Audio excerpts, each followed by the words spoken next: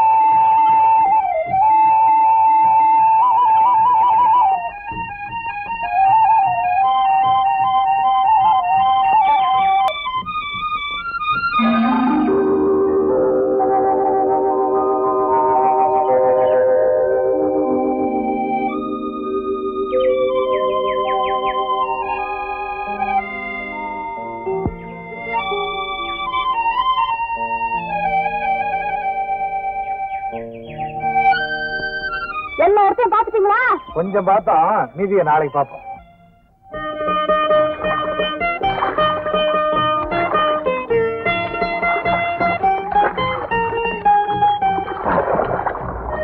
சரவணன், உங்க அபிப்பிராயம் எப்படி? பார்த்த இடமெல்லாம் நல்லா தான் இருந்தது. நாம எடுக்க போற சீனுக்கு இன்னும் கொஞ்சம் நல்லா இருந்தா எஃபெக்டா இருக்கும்னு நினைக்கிறேன்.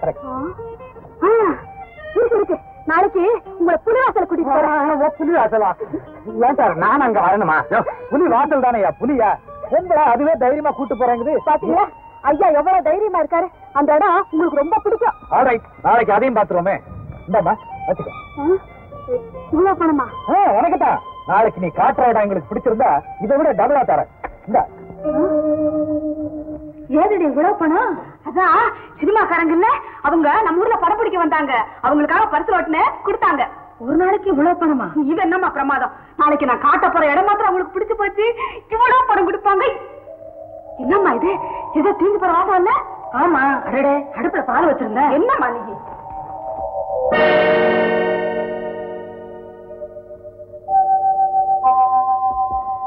என்னம்மா இது?